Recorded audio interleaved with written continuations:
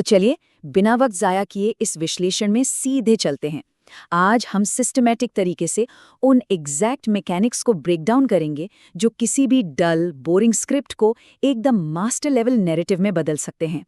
ये कुछ ऐसी टेक्निक्स है जो स्टोरी टेलिंग का पूरा गेम बदल कर रख देंगी। लेकिन शुरुआत करने से पहले एक सवाल दिमाग में जरूर आता है। आखिर एक साधारण से कंस्ट्रक्शन वर्कर का थर्मस अचानक से ड्रिंक वेयर का लुई फटन कैसे बन गया? सोचिए जरा, उस एक बेसिक कप ने 6.7 बिलियन व्यूज कैसे हासिल कर लिए? ये कोई छोटी बात तो नहीं है ना? इस राज को सुलझाने और बोरिंग कंटेंट से हमेशा के लिए छुटकारा पाने के लिए हम इस ब्लूप्रिंट में 6 फाउंडेशनल टूल्स का इस्तेमाल करेंगे।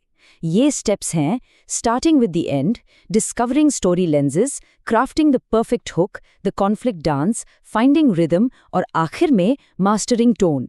चलिए एक एक करके इन्हें एक्सप्लोर करते हैं। पहला step, starting with the end. अब ये सुनने में थोड़ा अजीब लग सकता है, लेकिन किसी भी कहानी में अटेंशन बनाए रखने का ब्लूप्रिंट शुरुआत से नहीं बल्कि बिल्कुल अंत से शुरू होता है। कहानी खत्म कैसे हो रही है वही उसकी सबसे बड़ी ताकत होती है। इसीलिए सबसे अहम हिस्सा है एक लास्ट डैब क्रिएट करना। अब ये लास्ट डैब क्या है? ये एक ऐसी आखिरी लाइन होती है जो इतनी यादगार हो कि लोग उस कंटेंट को शेयर करने पर मजबूर हो जाएं। और क्योंकि आजकल शॉर्ट फॉर्म कंटेंट लगातार लूप होता रहता है, ये आखिरी लाइन परफेक्टली पहली लाइन को सेटअप करती है। बिल्कुल वैसे ही जैसे बेसबॉल में आखिरी हिटर ओपनिंग के लिए बेस सेट करता है, ये आखिरी लाइन पूरी स्क्रिप्ट को एक सीमलेस लूप में बांध देती है। और अगर हम इसे थोड़ा और ध्यान से देखें तो ये क्रिस्टोफर नोलन की टेक्निक को ब्रिलियंटली इलस्ट्रेट करता है।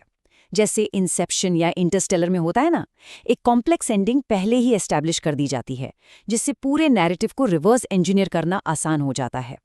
डे 1 आखिरी लाइन लिखिए, डे 2 ओपनिंग हुक बनाइए और डे 3 में आकर बीच के हिस्से को फिल कीजिए। इससे स्क्रिप्ट को एकदम सॉलिड और क्लियर डायरेक्शन मिलती है। एंडिंग सेट होने के बाद दूसरा स्टेप है डिस्कवरिंग यूनिक स्टोरी लेंसेज। अब इस भीड़भाड़ वाले मार्केट में अलग कैसे दिखें, जहां दर्जनों लोग बिल्कुल एक ही टॉपिक पर बात कर रहे हैं। खैर, एक साधारण टॉपिक को असाधारण बनाने का राज यहीं छिपा हुआ है।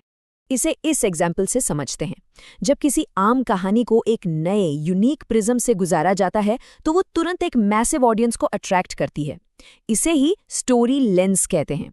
अब जब टेलर स्विफ्ट सुपर बोल में गई तो ज्यादातर लोगों का एंगल क्या था? उनके कपड़े या वो कितने बजे आईं, जिसे हम एक स्टैंडर्ड नेकेड बीम कह सकते हैं। लेकिन एक यूनिक स्टोरी लेंस उस इवेंट के एनएफएल पर पड़ने वाले बिजनेस इंपैक्ट पर फोकस करेगा।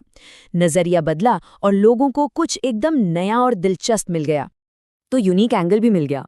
अब बढ़ते हैं तीसरे स्टेप पर, crafting the perfect hook. Narrative को अब एक ऐसे इंजन की जरूरत होती है जो तुरंत अटेंशन खींच ले, इससे पहले कि कोई बोर होकर आगे स्क्रॉल कर दे। एक तगड़ा हुक बनाने के 2 सबसे जरूरी रूल्स होते हैं। पहला, शुरुआत की पहली लाइन में ही स्टोरी के प्लॉट या वैल्यू को बिल्कुल क्लियर तरीके से समराइज कर दीजिए। गोल-मोल बातें यहाँ बिल्कुल नहीं चलेंगी। और दूसरा, जो सच में सबसे ज्यादा मैटर करता है, अपने ऑडियो को तुरंत एक विजुअल कॉन्फर्मेशन के साथ मैच करना।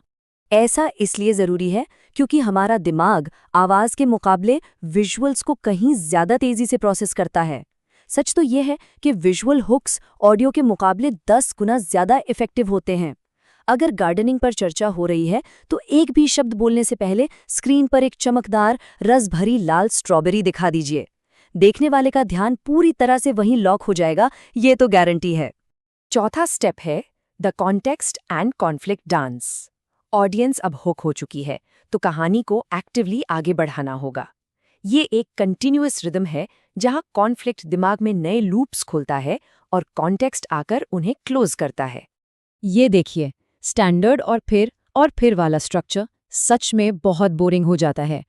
इसकी जगह इसलिए और लेकिन का इस्तेमाल करना एक एब्सोल्यूट मास्टर टेक्निक है। पता है, साउथ पार्क के क्रिएटर्स एग्जैक्ट यही सीक्रेट यूज करते हैं। कॉन्फ्लिक्ट दिमाग में टेंशन बनाता है और कॉन्टेक्स्ट उस टेंशन को रिलीज करके इंटरेस्ट बनाए रखता है। उस वायरल स्टैनली कप फिनोमिनन को ही दोबारा देख लीजिए। क्रिएटर्स ने उस कहानी को बताते वक्त शुरुआती 30 सेकंड्स में ही लेकिन फिर वाले इनकन्फ्लिक्ट लूप्स का ठीक 4 बार इस्तेमाल किया। 4 बार। इस लगातार डांस की वजह से ही हमारा दिमाग और ज़्यादा इन्फॉर्मेशन जानने के लिए पूरी तरह से बेचैन हो जाता है। अब आते हैं 5वें स्टेप पर, फाइंडिंग द राइट रिदम। एक तरह से ये स्क्रिप्ट का सबकॉन्शियस पॉलिश है। ये एक ऐसी नेचुरल उतार चढ़ाव की प्रक्रिया है जो सुनने में हमारे दिमाग को फिजिकली आरामदायक और सूदिंग लगती है। सोचो, अगर लगातार सिर्फ 5 शब्दों वाले सेंटेंसेस ही बोले जाएं तो कितना मोनोटोनस लगेगा ना।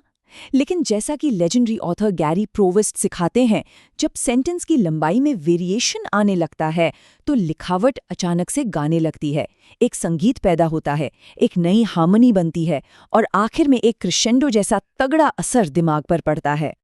इसको अगर प्रैक्टिकली इम्प्लीमेंट करना हो तो स्टोरी टेलर्स को अपना स्क्रिप्ट डॉक्यूमेंट कुछ इस तरह फॉर्मेट करना चाहिए कि वो किसी आड़ी तिरछी दरार यानी जैगेड एज जैसा दिखे। हर सेंटेंस को नई लाइन में लिखना चाहिए। इससे एक क्लियर विजुअल कॉन्फर्मेशन मिलता है कि केडेंस अनप्रेडिक्टेबल और बिल्कुल म्यूजिकल होगा। अगर सभी लाइंस विजुअल ब्लॉक्स बना रही हैं तो समझ लीजिए कि फ्लो वहीं बोरिंग हो चुका है। और आखिर में आती है मास्टर स्टोरी की आखिरी लेयर, मास्टरिंग अ कॉन्वर्सेशनल टोन। यहाँ पर एक ओवर द टॉप परफॉर्मर वाला मास्क उतार फेंकना होता है ताकि लोगों के दिमाग में जो एक कॉन्शियस बैरियर होता है ना कि मुझे कुछ बेचा जा रहा है, वो पूरी तरह टूट जाए। स्टीव जॉब्स का 2008 का आईफोन लॉन्च देख लीजिए, या फिर एमा चैम्बरलिन की वीडियोस। इनमें एक चीज कॉमन है, इससे गोल्फ बडी माइंडसेट कह सकते हैं। स्क्रिप्ट ऐसी लिखी और बोली जानी चाहिए जैसे हम अपने किसी बहुत करीबी दोस्त को एक 1-on-1 टेक्स्ट मैसेज या वॉइस नोट भेज रहे हों। अगर मुश्किल लगे तो कैमरा के लेंस के ठीक नीचे किसी दोस्त की फोटो लगा लेना चाहिए। उससे बिल्कुल वो नेचुरल, प्राइवेट और आसान कॉन्वर्सेशन वाली फीलिंग आ जाती है। तो अल्टीमेटली जब ये 6 टूल्स एक साथ आते हैं, एक परफेक्ट डायरेक्शन, यूनिक लेंस, एकदम solid hook, conflicts dance, musical rhythm और एक फ्रेंडली कॉन्वर्सेशनल टोन, तो कहानी का रूप ही बदल जाता है। एक डल स्क्रिप्ट मास्टरपीस बन जाती है। अब बस एक ही सवाल बचता है, इन टूल्स को समझने के बाद किसी भी नई मास्टरपीस स्टोरी को परमानेंटली लूप करने के लिए वो लास्ट डैब क्या होने वाला है।